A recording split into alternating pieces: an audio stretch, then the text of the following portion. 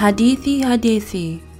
Hapo zamani za kale kulijengwa jumba la mizimu huko San Jose, California. Jumba hilo lilikuwa makazi ya binafsi ya Sarah Winchester, mjane wa tajiri mmoja aliyeitwa William Winchester. Je, kwa nini jumba hilo lilijengwa? Karibu katika hadithi na historia ili kuburudika na kujifunza mambo mbalimbali. Sarah Winchester aliajiri vibarua ili daima kujenga na kukarabati jumba katika masaa 24 kwa miaka 38. Kabla ya kujua kuhusu jumba hilo, hebu tumfahamu kwanza mjenzi wa jumba hili. Mwanadada Sarah, kabla ya kuwa Mrs. Winchester, aliitwa Sarah Lockwood Pardee, binti wa Leonard Pardee na mkewe Sarah W. Barnes. Alizaliwa mwaka 1839 huko New Haven, Connecticut nchini Marekani. Mwanadada huyu alijulikana kwa urembo, utu na ukarimu wake, na mnamo Septemba 30 mwaka 1862 Sarah aliolewa na William Winchester, tajiri aliyejihusisha na viwanda vya kujenga na kusambaza bunduki au silaha.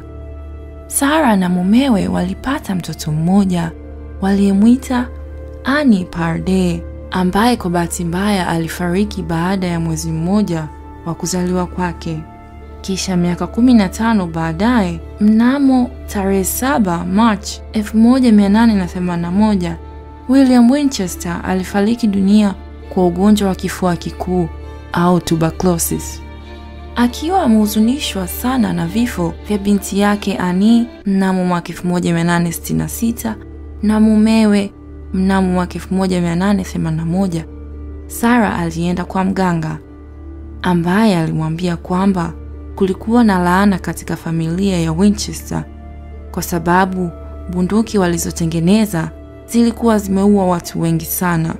Mganga huyo aliendelea kumwambia kwamba mizimu ya waliouawa kutokana na bunduki hizo ilikuwa inataka kulipiza kisasi, na kwamba ili kuokoa maisha yake, Sarah alipaswa kujenga nyumba au vyumba vya mizimu miaka yote katika maisha yake. Mganga huyo alisema nyumba ambayo haiwezi kumalizika. Pia alimpa masharti kwamba nyumba hiyo ilitakiwa kujengwa upande wa magharibi ambapo jua lilikuwa linatua. Baada ya kifo cha mumewe, Sarah Winchester alirithi zaidi ya dola milioni 20.5 sawa na milioni 496,344 kwenye mwaka 2016. Pesa hizo, ndugu watazamaji, zipo kwa dola, sio pesa za Kitanzania. Pamoja na umiliki wa karibu wa 50% ya kampuni ya silaha ya Winchester. Hii ilimpa kipato cha takribani dola 1,000 kwa siku, ambayo ni sawa na takribani na dola 23,000 kwa mwaka 2017. Ndugu watazamaji, pesa hii tukiibadilisha kwa hela ya Kitanzania ni sawa na milioni 54 kwa siku. Unaona hapa ni jinsi gani mwanadada huyu Sarah alikuwa ni tajiri sana katika miaka hiyo. Urithi wake ungemwezesha kwa urahisi kununua mali na kufadhili ujenzi uliokuwa unaendelea. Baada ya maelekezo hayo kutoka kwa mganga, aliondoka nyumbani kwake huko New Haven, Connecticut, akahamia magharibi San Jose, California, na kununua kiwanja kutoka kwa Dr. Caldwell mnamo mwaka 1884. Baada ya hapo alianza ujenzi huo ulioendelea. Aliajiri wajenzi, maseremala na vibarua waliofanya kazi katika nyumba hiyo mchana na usiku mpaka ikawa jumba la ghorofa 7. Ujenzi uliendelea bila kukatizwa kuanzia mwaka 1884 hadi kifo chake mnamo Septemba 1922. Gharama ya shughuli hii ya kipekee imekadiriwa kuwa karibu ya dola milioni 5.5, ambazo tukizibadilisha kwa pesa za Kitanzania ni pesa nyingi sana. Bila mpango maalum, zaidi ya masharti aliyopewa kutoka kwa mganga, jumba hilo zuri lakini la ajabu lina vyumba 161 linajumuisha ngazi na milango isiyoelekea popote, vyumba vingi vya kulala, jikoni, mahali pa kuotea moto, milango ya mitego iliyofichwa, mashimo ya kijasusi, njia za siri na safu wima zilizoinuka. Mambo mengine ya kushangaza ni pamoja na madirisha yanayotazama vyumba vingine, kabati na milango inayozunguka ndani ya kuta, vyumba vidogo vilivyojengwa ndani ya vyumba vikubwa, vibaraza na madirisha kwa ndani badala ya nje, mabomba ya moshi yanayoachia darini.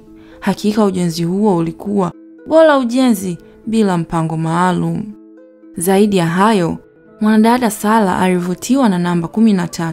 Karibu madirisha yote yana paneli za glasi 13. Kuta zilikuwa na panel 13. Baadhi ya vyumba vilikuwa na madirisha 13 na ngazi nyingi zilikuwa ngazi 13. Kabla ya tetemeko la ardhi la mwaka 1906, nyumba hiyo ilikuwa na ghorofa 7, lakini leo zinasimama ghorofa 4 tu. Wakati wa tetemeko hilo, ghorofa 3 za juu za nyumba hiyo zilianguka kwenye bustani zilizo chini na hazikujengwa tena.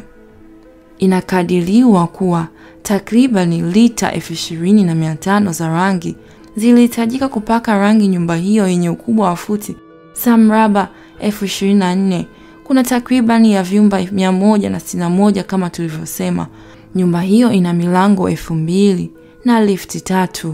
Na hapa inabidi uelewe katika karne hiyo ya 19, lifti ilikuwa ni kitu ambacho ni cha luxury sana. Sio kila mtu angeweza kujengea lifti katika nyumba zake. Katika azma yake ya kujenga na kujenga, mwanadada Sarah aliishi maisha yake yakiwa ya upweke sana, na masharti ya mganga huyo yalikuwa inabidi alale chumba tofauti kila siku. Mganga huyo alidai hiyo ingeweza kuwachanganya wa mizimu hiyo inayotaka kulipiza kisasi. Akilala vyumba tofauti, wasingeweza kumpata na kuchukua roho yake. Hata hivyo, mnamo Septemba 5 mwaka 1922 alikufa katika usingizi wake kwa kushindwa kwa moyo akiwa na umri wa miaka 83. Mali yake yote isipokuwa nyumba alipewa mpwa wake na katibu wake binafsi. Sarah hakusaja jumba hilo katika wosia wake. Baada ya miaka mingi sana kupita, jengo hilo lilikuja kuuzwa kwa mnada kwa bwana mmoja aitwaye John May Brown mnamo Februari mwaka 1923, miezi 5 baada ya kifo cha Sarah Winchester. Nyumba hilo ilifunguliwa kwa umma. Nyumba hiyo imekuwa ni kivutio cha watalii wengi sana huko mjini San Jose, Marekani. Ingawa wengi husema kwamba nyumba hiyo isiyoeleweka ni akili ya mwanamke asiye na akili, wengi husema kwamba roho zile ambazo Sarah alijaribu kuwafurahisha au kuwapotosha ili wasichukue roho yake hubaki kuishi humo. Kwa miaka mingi, wafanyakazi na wageni wameripoti matukio kadhaa ya ajabu, ikiwemo ni pamoja na kusikia nyayo wakati hakuna mtu, milango inayogongwa, sauti zisizoeleweka na sauti za mtu au kitu kinachokimbia kwenye paa.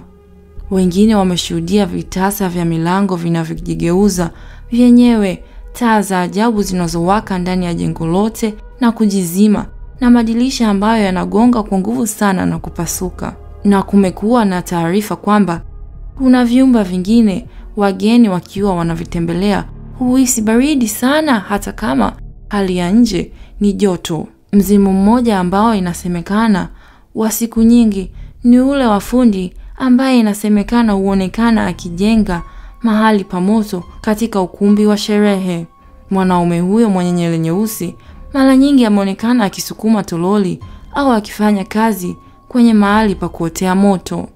Wakati mmoja, mwanaume mmoja aliyekuwa akifanya kazi katika mradi wa kutengeneza nyumba hiyo alikuwa kwenye ngazi alipohisi mkono ukimbonyeza kwenye bega lake. Alipogeuka hakuona mtu. Aliporudi kuendelea na kazi yake, alihisi mkono ukimgandamiza kwa nguvu mgongoni.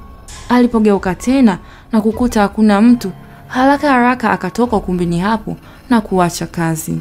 Katika sehemu ya mbele ya nyumba cha kulala cha Daisy, kinachoitwa hivyo kwa sababu ya mandhari ya maua kwenye madirisha ya vioo. Pia inasemekana kuwa na mizimu na roho zinazorandalanda. Wafanyakazi wengi wameripoti kusikia mihemo mikubwa kutoka kwa chumba hichi, kumwona mwanamke mdogo aliyevaa nguo nyeusi ambaye alidhani kuwa si mwingine ila Sarah Winchester mwenyewe. Ikiitwa mojawapo ya sehemu zinazowindwa sana na mizimu duniani na jarida la The Times, Winchester Mystery House ya San Jose imekuwa kivutio kwa watu wengi. Haya jamani, historia hiyo imeishia hapo. Hii ni historia ya kweli, si ya kutunga. Na hilo jengo liko huko nchini Marekani mpaka leo hii. Kama nilivyosema sana katika video hii, watalii wengi huenda kulitembelea. Hasa duniani na binadamu kumekuwa na mambo mengi sana ya kushangaza. Mara nyingi watu wanavyohisi kuhusu imani za waganga na mizimu wanahisi tu ni huku kwetu Afrika. Hapana bwana. Hata nchi za Marekani nako kumekuwa na watu wengi wana imani hizo za kuamini waganga na vitu kama hivyo. Asanteni sana kwa kunisikiliza. Msisahau kujiunga na chaneli yetu ya hadithi na historia. Ninakuwa natengeneza video mbalimbali kuhusu mambo mbalimbali yaliyotokea duniani yenye kuleta burudani na mafundisho. Kwa kusema hayo, hadi siku nyingine, asanteni na kwaherini.